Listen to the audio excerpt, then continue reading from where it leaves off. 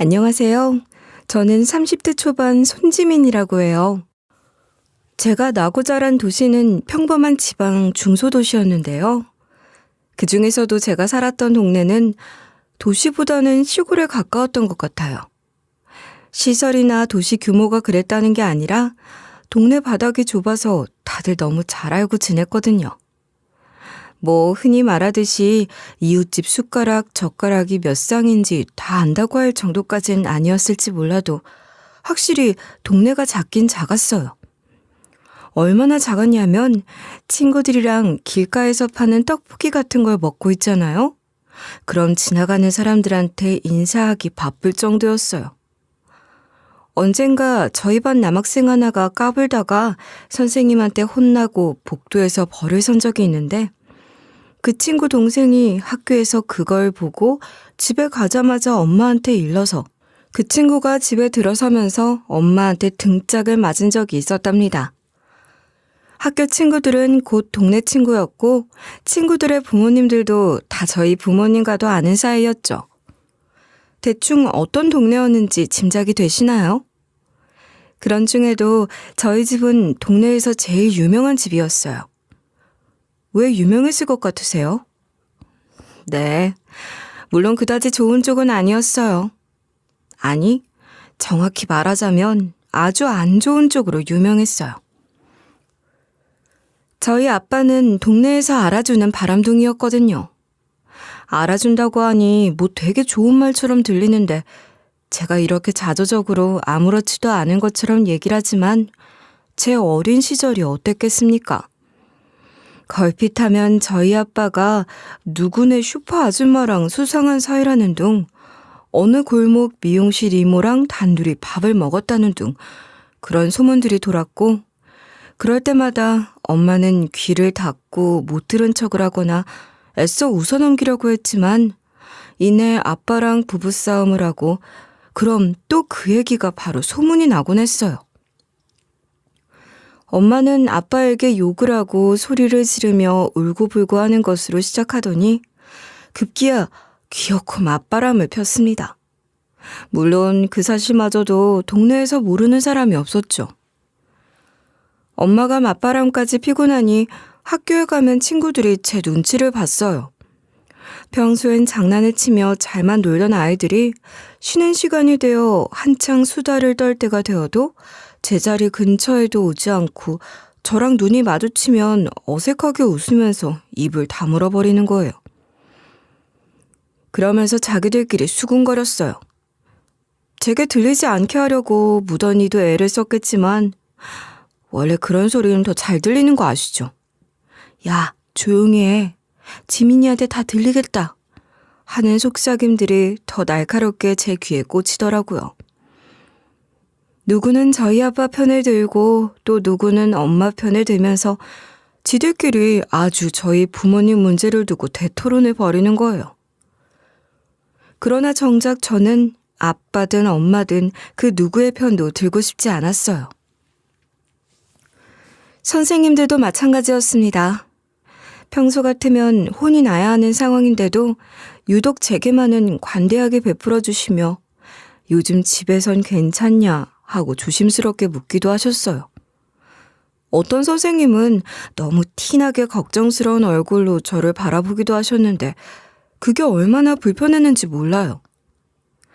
저는 그저 평범하게 살고 싶었는데 모두가 저를 불쌍한 애로 바라보게 된 거예요.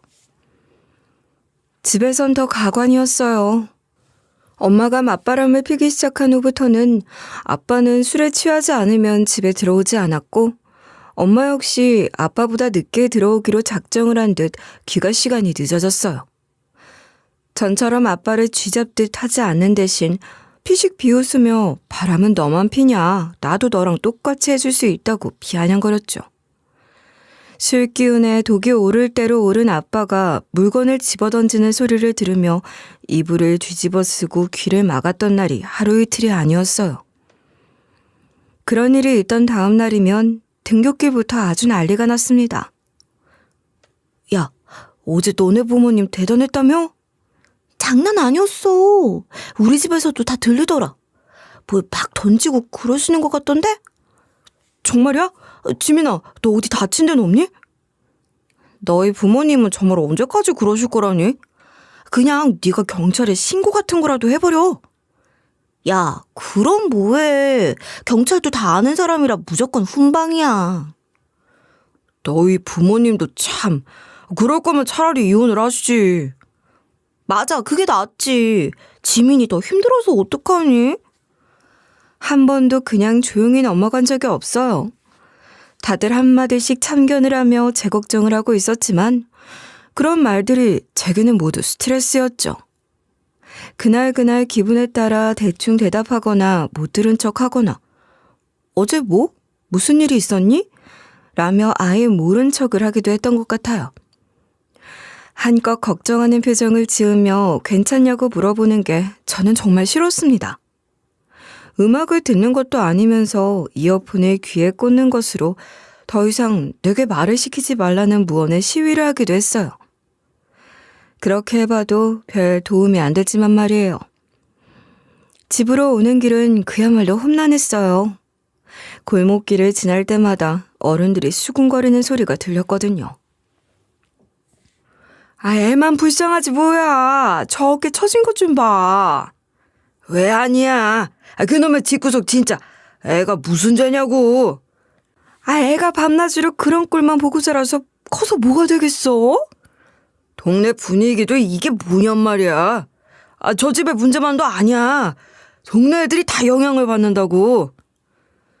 그러다 제가 가까이 지나갈 때면 말끝을 흐리거나 갑자기 대화를 멈추거나 그랬고 그럼 저는 고개를 푹 숙이고 걸음을 재촉해야 했어요. 결국 부모님은 제가 중학교 2학년일 때 이혼 소송을 시작하셨는데 그 과정의 진흙탕 싸움을 온 동네가 다 아는 그런 상황이 된 거죠. 온 동네가, 아니, 온 세상이 저희 부모님 이혼 스캔들을 하루 종일 떠들어대는 그런 상황에서 버티는 건 정말 힘든 일이었어요. 저는 시간이 빨리 흘러 고등학교를 졸업하는 날이 오기만을 기다렸고 서울도 아닌 제3의 도시에 있는 대학을 골라 원서를 넣었습니다. 연고도 뭣도 없는 완전히 낯선 곳으로 말이에요. 서울도 아니고 굳이 거길 왜? 그런 생각이 드는 지역에 있는 대학에 지원했고 합격해서 드디어 고향을 떠날 수 있었어요. 특별히 그 대학, 그 학과여야 했던 게 아니에요. 그저 고향을 떠나 저를 아는 사람이 아무도 없는 곳에 가고 싶었던 것뿐이었어요. 그런 곳에서 대학 생활을 시작한 덕분에 저는 그토록 시달렸던 소문에서 벗어날 수 있었답니다. 그 집 딸이라는 소리에서 해방된 게 너무 좋았어요. 저희 학교에서 그 대학에 간 건 아마 저 혼자였을 거예요. 몇 년 선배들까지 거슬러 올라가도 그럴지도 모르죠. 향후 몇 년 동안 고등학교 동문 후배가 대학 동문이 되는 일도 아마 없을 거라고 여겨지는 것. 그게 제일 좋았죠. 저는 그렇게 평온한 대학 생활을 보냈고 같은 지역에서 취직도 했어요. 그리고 쭉 살게 되었답니다. 이 지역 출신은 아니지만 대학을 여기서 나오고 자리를 잡다 보니 아는 사람도 덜어 생겼지만 가깝게 지내는 사람은 만들지 않았어요. 누군가와 친분을 쌓고 개인적인 이야기를 나누는 게 제게는 여전히 부담스러운 일이었으니까요. 그러다 보니 정착한 지 10년이 넘도록 맘 편히 밥 먹을 사람 하나 없이 여전히 혼밥이 제일 좋았는데 혼밥하러 가는 단골 식당에서 예비 남편과의 인연이 시작된 거예요. 예비 남편도 저처럼 그 식당에 혼밥하러 오는 단골이었어요. 그 식당 사장님이 진짜 친화력이 좋은 분이셨는데 유일하게 그 사장님이랑 친분 관계가 덜 형성된 단골이 아마 저랑 예비 남편이었을 거예요. 사실 저는 원래 친화력이 없는 사람이라고는 할 수 없지만 어린 시절 환경 때문에 오랜 시간 대인관계를 기피하다시피 했으니 어느새 친화력이 없는 사람이 된 것 같아요. 성격이라는 게 환경에 따라 그렇게 완전히 변하기도 한다는 걸 제가 몸소 체험한 거죠. 의식적으로 누군가와 친해지는 걸 피하고 방어적인 태도를 취하는 사람이었던 제 눈에는 예비 남편도 저랑 비슷한 사람처럼 보였어요. 그 식당에서 예비 남편과 저만이 물 위의 기름처럼 둥둥 떠다니는 것 같았을 거예요. 제가 예비 남편을 인지하고 의식하고 있었듯이 아마 예비 남편도 저를 알고는 있었을 테지만 그뿐이었고 그 흔한 눈인사 한번 나눈 적이 없었답니다. 그러던 어느 날 거의 식당 마감 시간쯤 늦은 저녁을 먹으러 갔더니 예비 남편도 그날따라 저녁이 늦었는지 식당에 저랑 예비 남편 둘뿐이더라고요. 그런데 하필 그때 만삭이었던 단골 식당 사장님 양수가 터진 거예요. 그러니 어쩌겠어요. 손님으로 있었던 게 저랑 예비 남편 둘이었고 결국 저희 둘이 병원까지 동행하게 된 거죠. 그 일을 계기로 처음 말을 트게 되고 인사를 하고 지내다가 합석을 해서 밥을 먹는 사이가 됐고 그렇게 인연이 이어져 연인이 되었답니다. 예비 남편과의 연애를 한마디로 표현하자면 편안함이었던 것 같아요. 그 이유를 생각해보면 예비 남편은 한 번도 제가 어떤 사람인지 다그쳐 묻지 않았고 저희 가족이나 제가 자란 환경에 대해서 궁금해하며 이것저것 캐물으려고 하지도 않았죠. 그런 류의 부담을 전혀 주지 않았던 게 안락함으로 다가왔을 거예요. 대학생 때부터 시작해서 누군가와 조금이라도 가까워지기 시작하면 어김없이 그들은 제가 어떤 사람인지, 고향에서 어떤 어린 시절을 보냈는지, 형제는 있는지, 부모님은 어떤 분들이신지 궁금해했고 저는 누구보다 그런 것에 대한 부담이 컸던 사람이잖아요. 그랬기에 그런 예비 남편의 서두르지 않는 모습이 정말 좋았던 것 같아요. 제가 그런 관계에 부담을 느낀다고 먼저 뭐라고 이야기를 한 게 아닌데 그러더라고요. 예비 남편도 제게 먼저 나서서 자기 어린 시절에 대한 이야기를 잘하지 않는 것으로 보아 원래 성향이 그런 것 같았죠.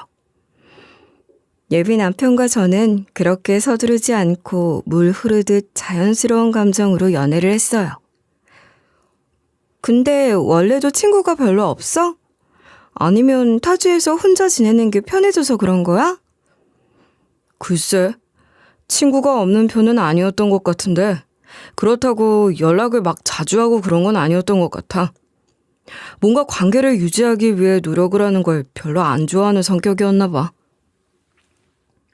진짜 신기하다. 우린 닮은 구석이 정말 너무 많은 것 같아. 나도 딱 그래. 그래서 누가 막 다가오려고 하면 관계가 시작되기도 전에 피곤해지고 그랬거든. 알지. 나도 그런 게 정말 싫었어.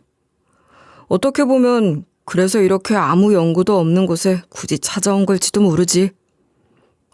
맞아. 난 정말 작정하고 나를 아는 사람이 한 명도 없을 것 같은 곳을 찾아온 거거든. 대학 진학할 때 친구들은 물론이고 선생님들도 굳이 그 학교에? 라고 그랬었어. 굳이 여기를 찾아온 덕분에 우리가 이렇게 만나게 됐네? 인연은 인연이다. 그지? 그럼 생각할수록 그런 것 같아. 예비 남편도 이 지역 사람이 아닌 외지 사람이라 서로의 가족이나 지인들이 가까이에 없었고 새로운 친구를 노력해서 만드는 사람도 아니었으니 늘 혼자였고 그렇게 지내면서 혼자인 게 편해진 사람이었어요. 저랑 참 많이 닮았잖아요. 예비 남편은 대학까지 서울에서 나온 서울 토박이었어요.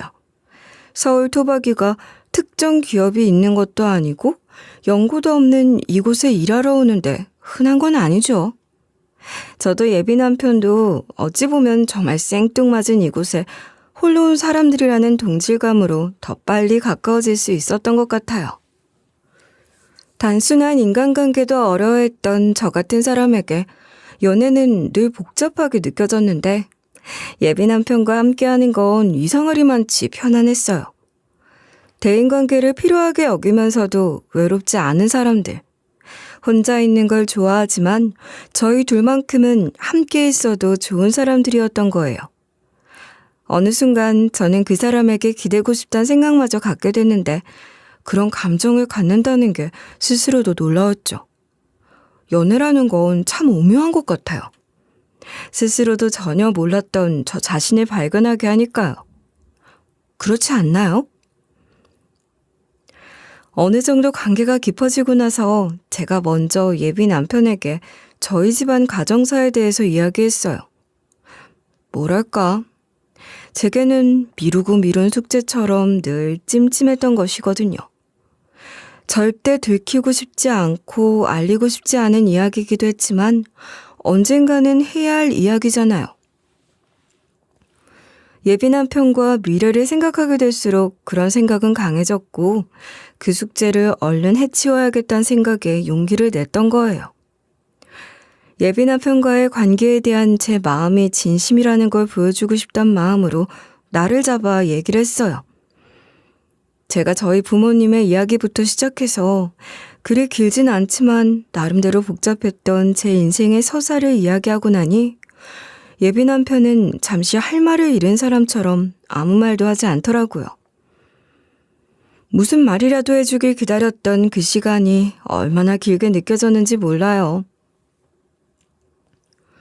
저희 부모님이 그런 분들이라는 게 제가 자란 제 집안이 콩가루 집안이라는 게 예비 남편을 이토록 실망시켰나 싶은 생각도 들었고 그런 것 때문에 제가 싫어진 건가 싶은 생각까지 했죠.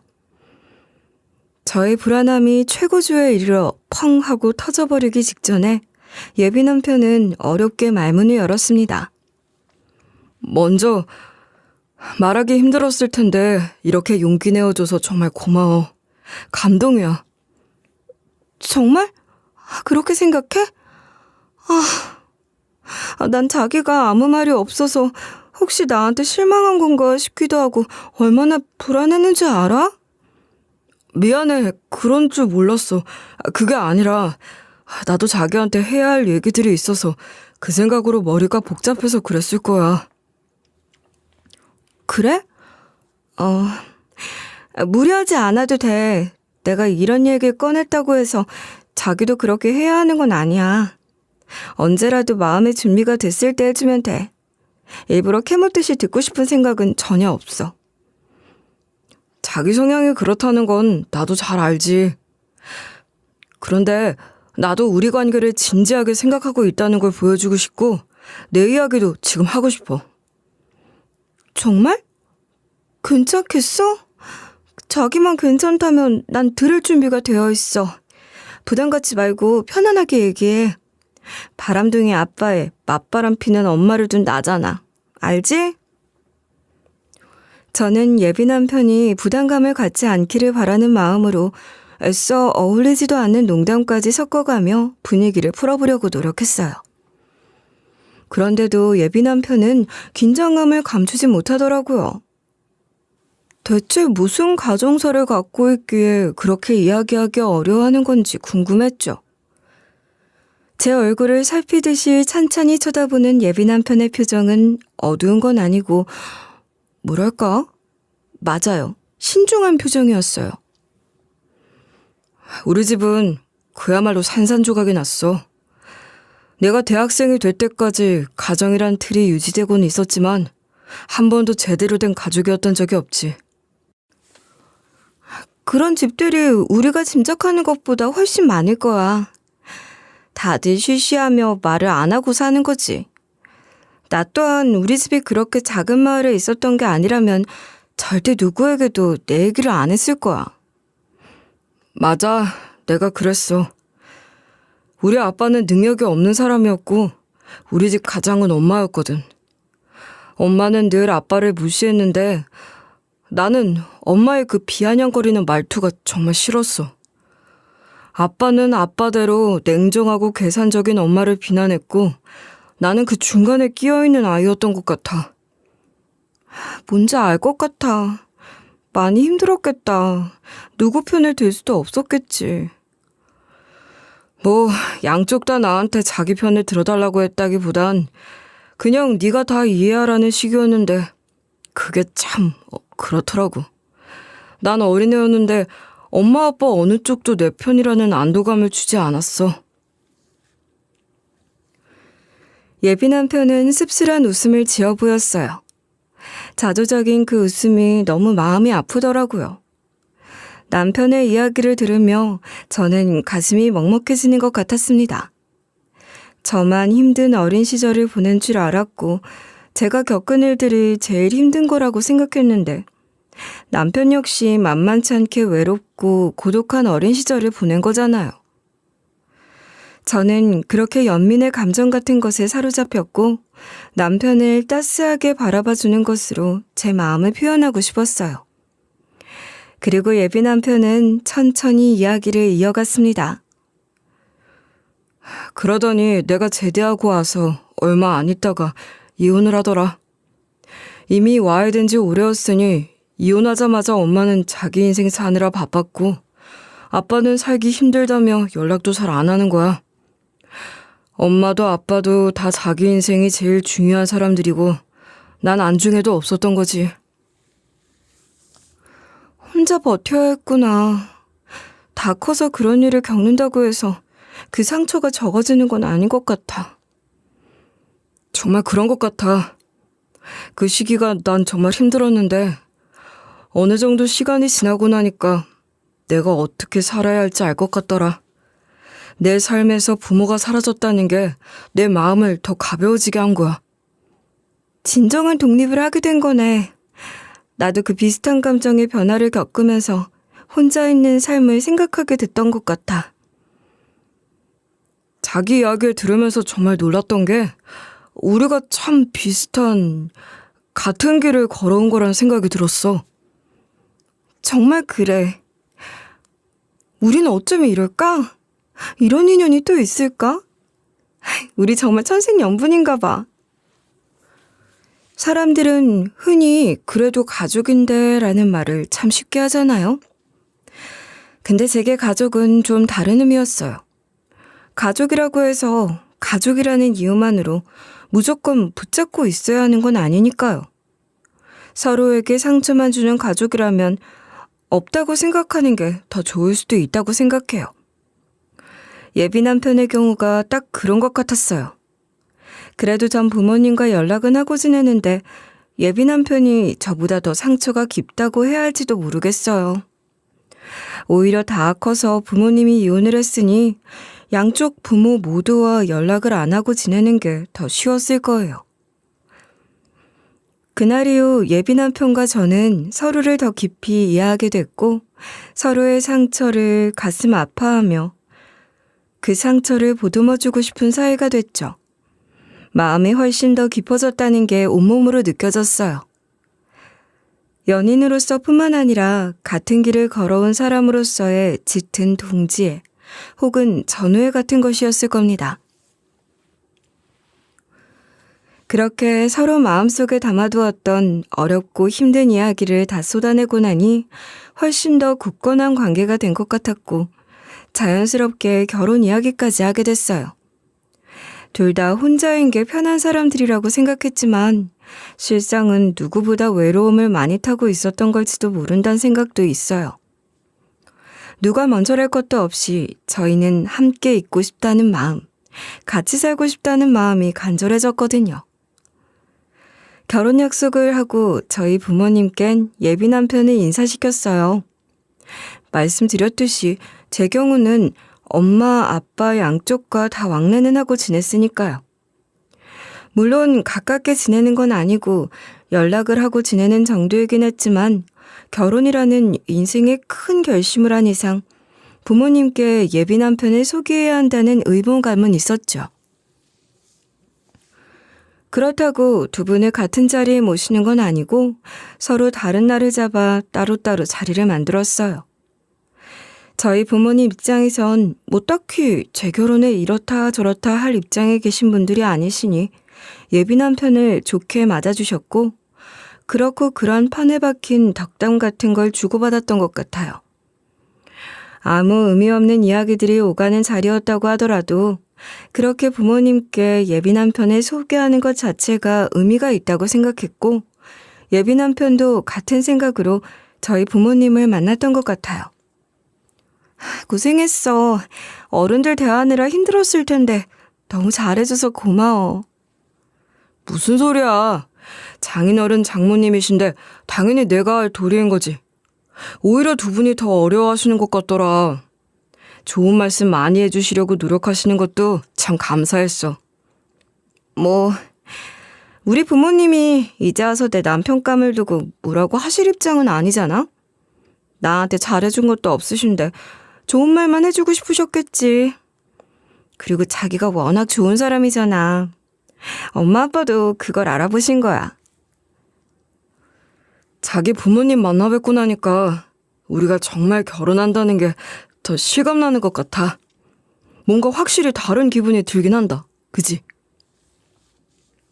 맞아. 그냥 형식적인 자리라고 생각했는데 나름대로 의미가 있었던 것 같아. 그래서 말인데 자기가 부모님이랑 연락을 안 하고 지내는 건 알지만 그래도 결혼한다는 말씀은 드려야 하지 않아? 혹시 보고 싶다고 하시면 나도 뵙고 싶어. 나도 생각을 해봤는데 아무래도 난 그러고 싶지 않은 것 같아. 그래.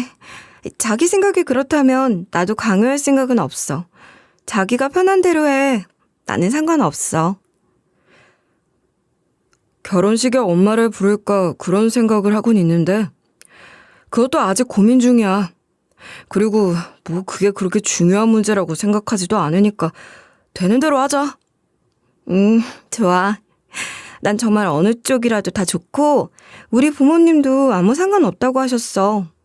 상견례도 없을 거라고 다 얘기했거든. 문제는 결혼식 때 왼수 같은 두 분이 옆자리에 앉으실 수나 있을지 모르겠네. 아휴. 예비 남편의 말처럼 저 역시 예비 시부모에게 인사를 드리고 말고 하는 게 저희 결혼에 있어서 중요한 문제는 아니라고 생각했어요. 뭐 시부모 없는 자리 일부러 찾기도 한다는데 저도 좋게 생각하기로 하는 거죠. 결혼 준비는 아주 순조로웠어요. 제일 중요하고 큰일이 신혼집을 장만하는 일 아니겠어요? 저희 같은 경우엔 둘 다 친구가 그리 많은 것도 아니고 결혼식은 사실 안 해도 그만이라고 생각할 정도였지만 신혼집만큼은 신중하게 고르고 싶었죠. 둘 다 지금 살고 있는 이 지역에 만족하고 있었기 때문에 앞으로도 이곳에서 아이 낳고 쭉 살고 싶다는 생각으로 오래 살 집을 사고 싶었거든요. 저도 예비 남편도 따로 돈을 쓰는 데가 없었던 사람이라 모은 돈이 나름대로는 꽤 됐어요. 지방이라 집값이 서울처럼 엄청나게 비싼 것도 아니었으니 저희는 마음에 드는 동네를 고르고 인터넷에 매물로 올라온 집들을 구경하면서 그런 과정에서 느낄 수 있는 행복도 만끽했답니다. 집 구경하는 재미가 쏠쏠하더라고요. 인터넷으로 편하게 이 집 저 집 구경하는 것도 좋았지만 그래도 역시 부동산을 직접 찾아다니며 발품을 팔아야 제대로 된 집을 고를 수 있다는 생각에 매물을 제일 많이 갖고 있는 부동산에 예약을 하고 찾아갔어요. 둘 다 타지에서 혼자 살면서 몇 번이나 부동산 계약을 해본 경험이 있긴 했지만 매매는 처음이기도 하고 또 다른 것도 아니라 아이 낳고 살 신혼집을 고르는 것이었으니 뭔가 비장함 같은 것까지 갖고 부동산에 들어갔죠.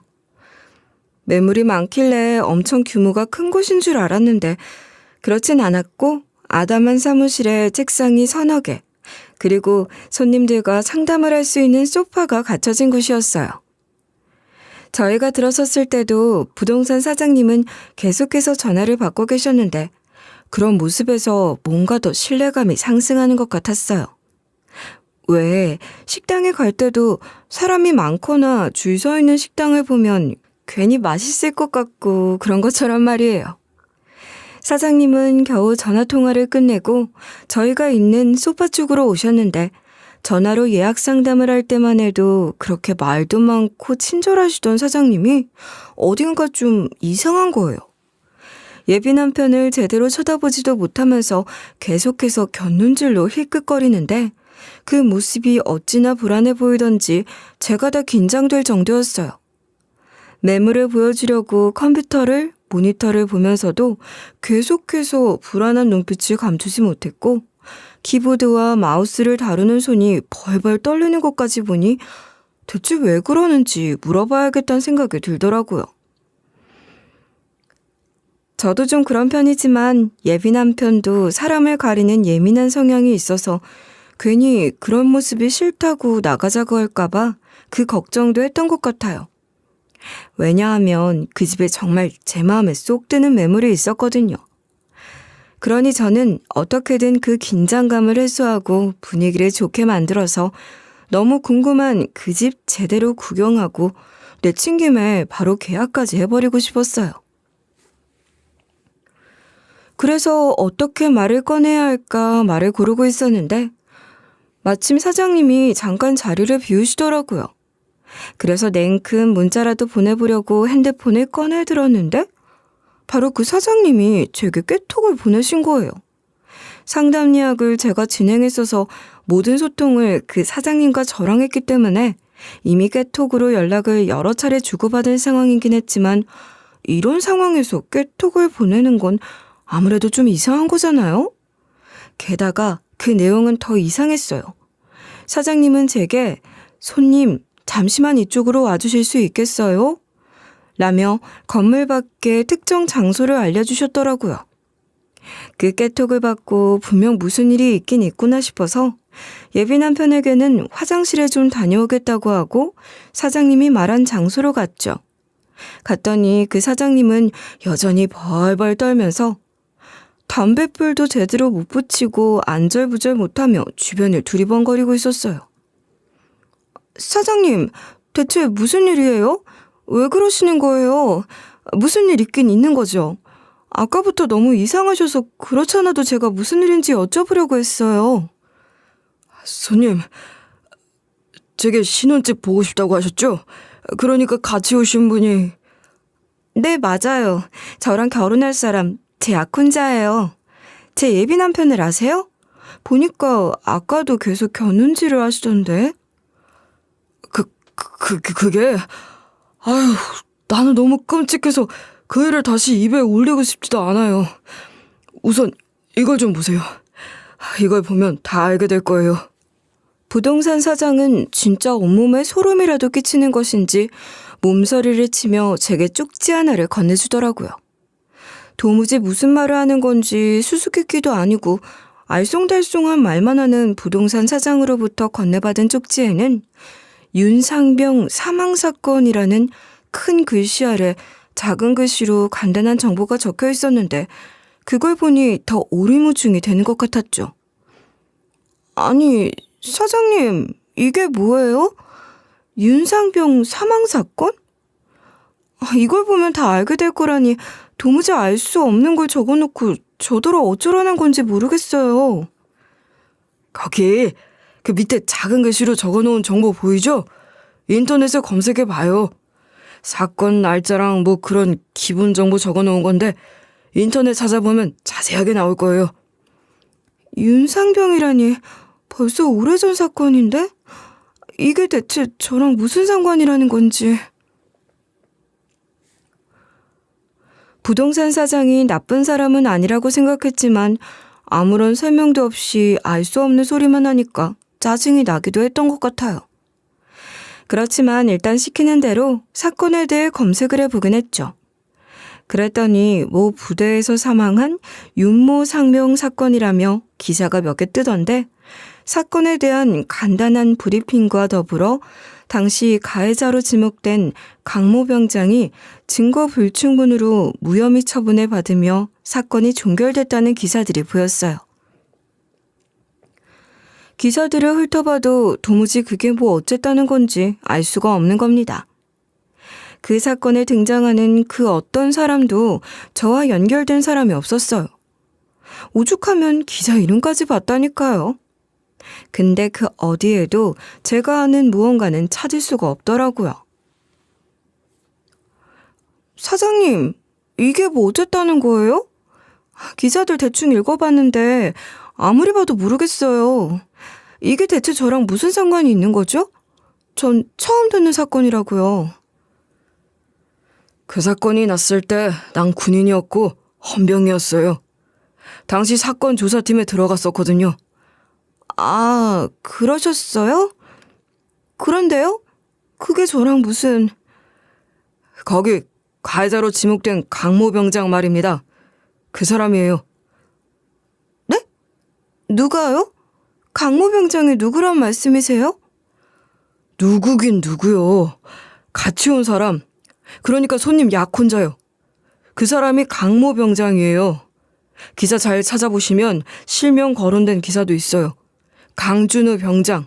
맞죠? 강준우? 아니에요. 제 예비 남편 이름은 강민성이에요. 성이 같긴 하지만 이름이 전혀 다르잖아요. 네? 강준우 병장이 아니에요? 그럴 리가 없는데. 분명 그 사람이에요. 그쪽에서 나를 알아볼까봐 어찌나 조마조마했던지. 사람을 잘못 보신 걸 거예요. 사장님 말씀대로라면 그 사람도 사장님을 알아봤겠죠. 못 알아볼 수도 있어요. 내가 그때보다 살이 많이 찌기도 했고 또 늘 모자를 눌러 쓰고 있었으니 내 얼굴을 제대로 못 봤을 거예요. 혹시라도 목소리를 알아들을까봐 말도 잘 못하겠더라고요. 정말 무슨 말씀을 하시는 건지. 혼란스럽겠지만 내 말 흘려듣지 말아요. 집에 가서 기사들 다시 한번 꼼꼼하게 읽어보라고요. 이름이야 얼마든지 개명을 했을 수도 있는 거 아닙니까? 그때 무혐의 처분을 받긴 했어도 그 사람이 분명히 가해자예요. 난 알아요. 아니, 우린 다 알고 있었어요. 머리가 정말 터질 것 같더라고요. 갑자기 너무 많은 정보가 쏟아졌고 도대체가 연결고리를 찾을 수도 없고 감당하기도 힘든 정보들을 어떻게 해야 할지 모르겠는 거예요.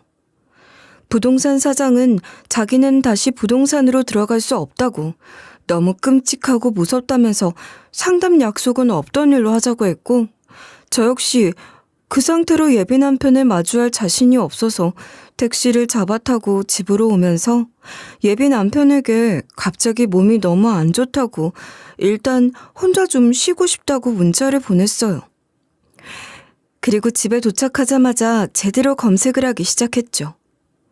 부동산 사장 말처럼 당시 기사들 중에는 사건 종결에 의문을 품으며 가해자로 지목된 강모 병장에 대한 의혹이 여전히 남아있다는 둥, 군에서 사건을 무마하려는 것이라는 둥, 그런 식의 기사들이 많이 있는 겁니다.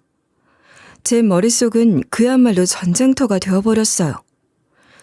여전히 의문인 것은 부동산 사장이 준 쪽지에 적혀있던 이름, 해당 기사에 실명으로 거론된 그 가해자의 이름과 제 예비 남편의 이름이 다르다는 건데 그게 의문이기도 한 동시에 제게는 의혹이기도 했어요. 그래서 머릿속이 더 복잡했던 겁니다. 왜냐하면 제게 떠오르는 기억이 있었거든요.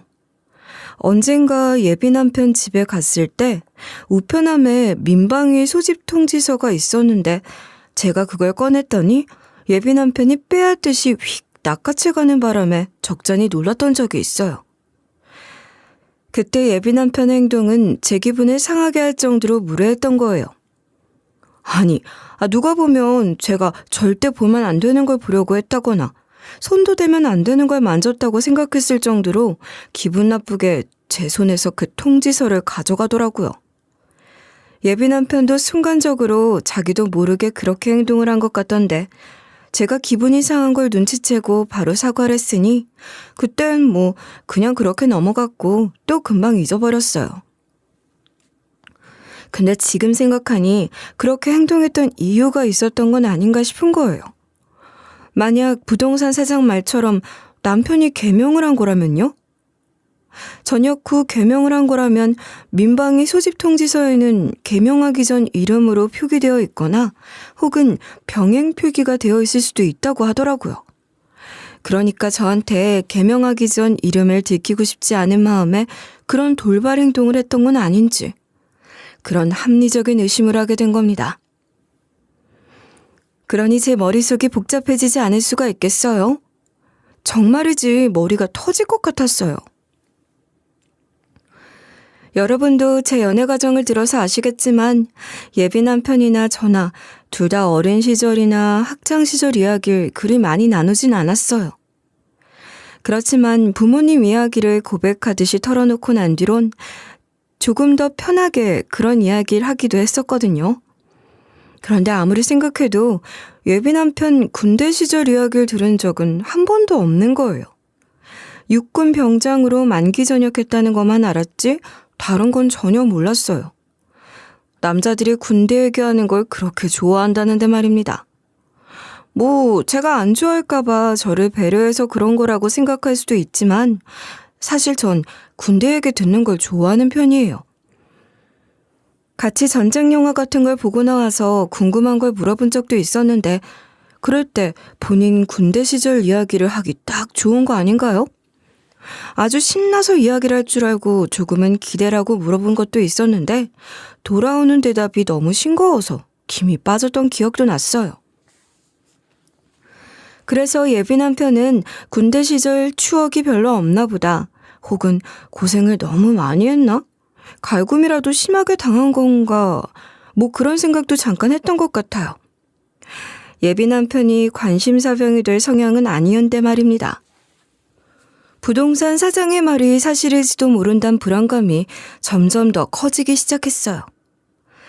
부동산 사장의 말처럼 예비 남편이 윤상병 살인사건의 가해자로 지목됐던 그 강모 병장이 맞다면 지금껏 제가 이상하게 여겼던 몇몇 사건들이 모두 설명이 되는 거예요.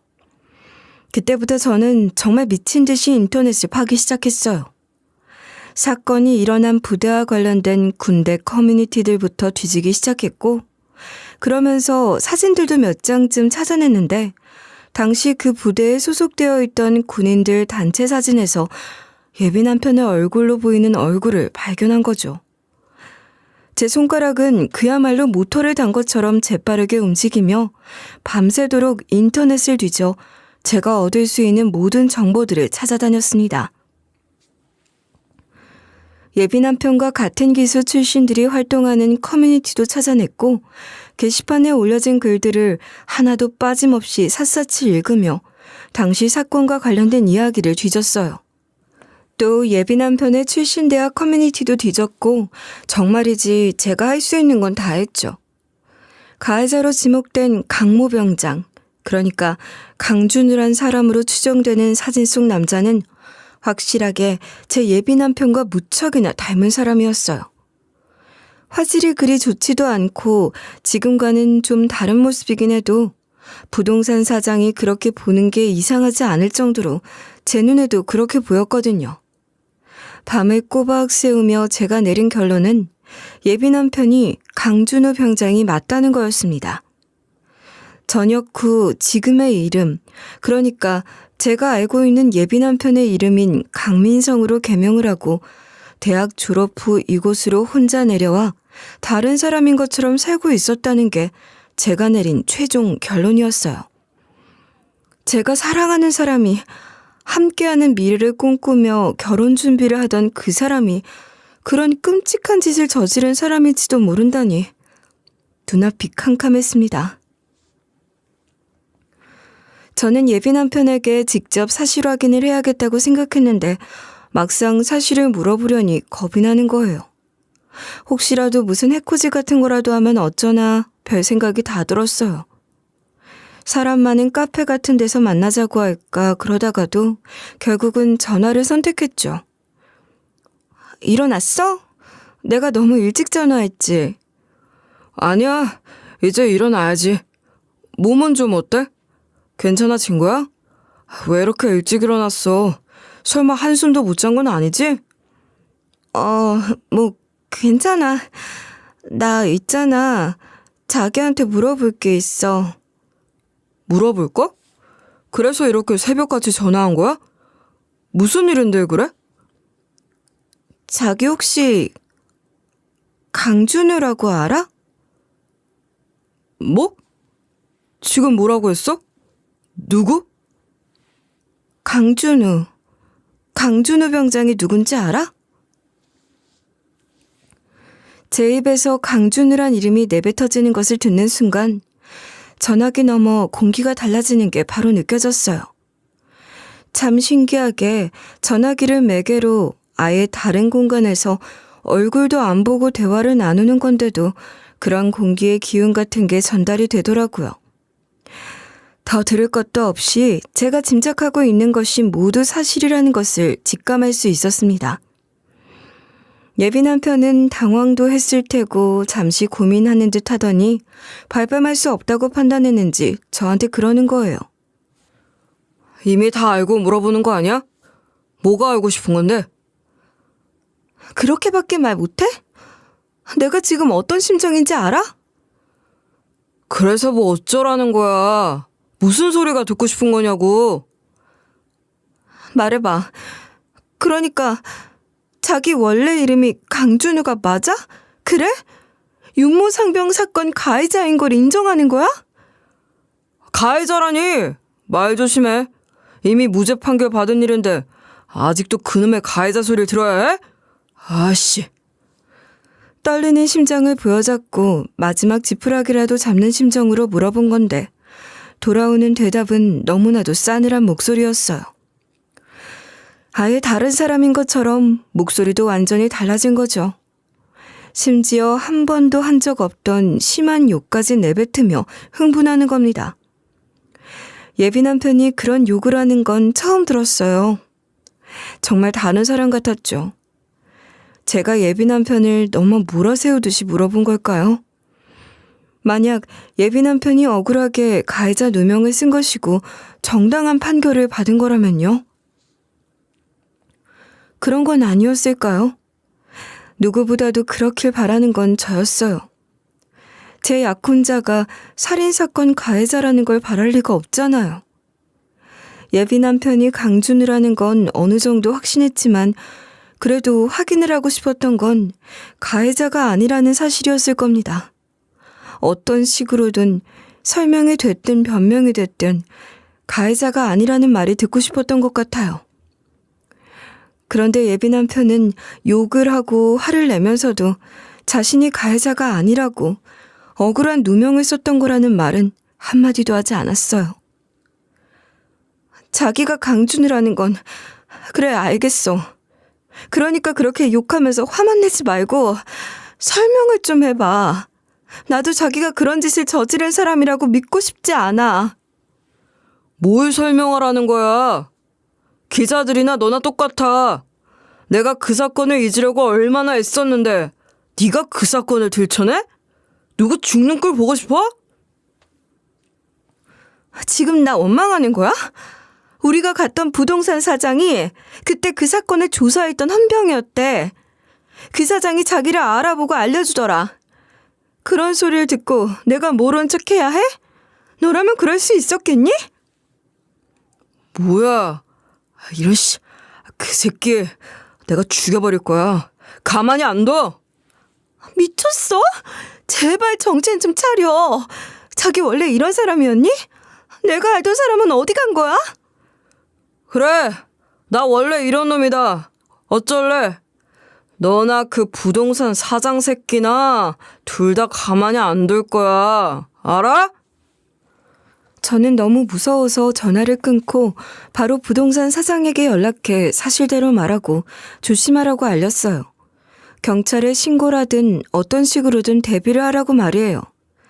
그리고 더 이상 예비 남편이 그 사건이 진짜 가해자인지 아닌지 그런 걸 고민할 필요가 없다고 판단했습니다. 설령 사건의 가해자가 아니라고 하더라도 저는 예비 남편을 도저히 받아들일 수 없게 된 거죠. 실질적인 가해자가 아니라고 하더라도 가혹행위가 있었던 건 입증된 사실이었으니 그것만으로도 저는 예비 남편을 더 이상 신뢰할 수 없었어요.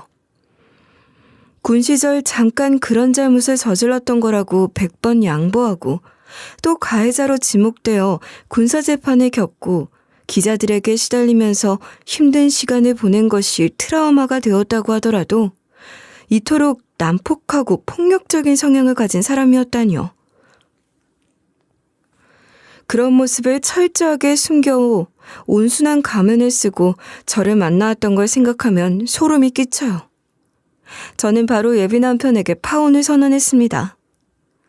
저와 부동산 사장을 가만히 두지 않겠다고 길길이 날뛰던 예비 남편은 다음날 제 집을 찾아와 현관을 두드리며 난동을 부렸어요. 무서워서 문을 열 순 없었고 인터폰을 통해 제가 할 말만 했죠. 지민아, 문 좀 열어봐. 내가 할 얘기가 있어. 넌 내 얘기 들어줘야 하잖아. 어떻게 그렇게 간단하게 파혼을 하자는 거야? 아니, 난 더 하고 싶은 말도 없고 아무 얘기도 듣고 싶지 않아. 난 충분히 이야기할 시간을 줬다고 생각해. 그리고 들어야 할 얘기는 이미 다 들었어. 아니야, 그땐. 갑자기 네가 그때 그런 이야기를 하니까 나도 모르게 흥분해서 눈이 뒤집혔던 거야. 그래, 그런 것 같더라. 정말 눈이 뒤집혔던데? 완전히 두 얼굴의 사람이었어. 과거 사건이고 뭐고 다 필요 없고 그 모습만으로도 난 더 이상 널 믿을 수가 없어.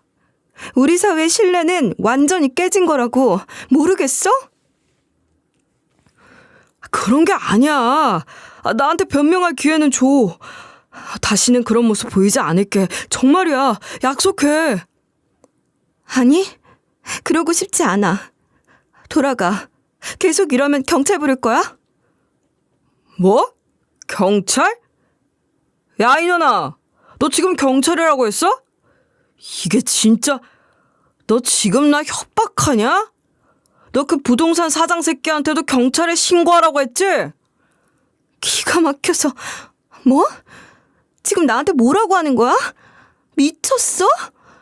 이거 봐. 이게 네 진짜 모습이지? 이젠 확실히 알겠네. 그래, 이년아. 이게 진짜 내 모습이다.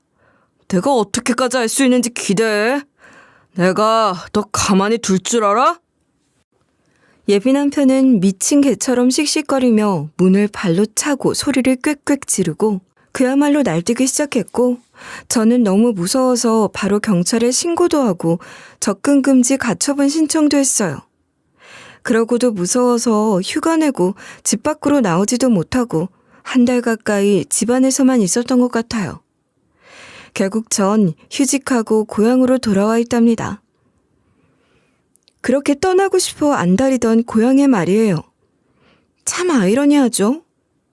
한 번도 고향의 푸근함 같은 것을 느낀 적도 없었고 명절이 되어도 집 생각이 난 적이 없었는데 그 끔찍한 일을 겪고 나니 집 생각이 간절하더라고요. 그리고 고향으로 돌아왔을 때 안도감 같은 걸 느꼈고 엄마 아빠가 보고 싶다는 생각도 들었습니다. 사실 고향이라고 해도 제가 마음 편하게 갈 수 있는 집이 있는 것도 아니잖아요. 아빠도 엄마도 다 함께하는 분이 계셨기 때문에 고향집은 없는 거나 마찬가지였는데 그저 고향이라는 것만으로도 그런 안도감을 제게 주는 거예요. 처음으로 느껴보는 아주 낯선 기분이었습니다. 두 분 걱정하실까봐 자세한 이야기는 하지 않았고 그저 결정적으로 맞지 않는 부분이 있어 파혼했다고 했는데 더 이상 꼬치꼬치 묻지 않고 안아주시는 게 그렇게 위로가 되더라고요. 늘 가족에게서 도망치고 싶었고 고향에서 멀어지고 싶었는데 이런 일을 당하고 나니 그래도 생각나는 건 가족이고 고향인가 보다 싶었어요. 부모님을 만나고 난 후 저는 사표를 썼고 고향으로 돌아와 고향에 정착해 살면서 부모님과도 자주 왕래하며 지낼 작정을 하게 됐어요. 파혼한 예비 남편은 잠잠하냐고요? 네. 그 뒤로도 몇 번 연락을 해오긴 했는데 지금은 뜸해진 상태예요. 이러다 말겠죠 뭐. 접근 금지가 받아들여져 있는 상황이라 섣불리 무슨 짓을 저지르진 못할 거라고 생각해요. 만에 하나 무슨 낌새라도 보이면 그땐 저도 안 참아요. 아주 끝장내줄 생각입니다. 예비 남편 대학 동기 커뮤니티에서 알게 된 건데 보니까 파혼한 예비 남편이 군대에서 저지른 그 사건 때문에 부모도 이혼하고 가정이 풍비박산이 난 것 같더라고요. 그러면서 저한테 온갖 소리 다 하면서 동정심 유발하려고 했던 건 생각할수록 더 끔찍해요.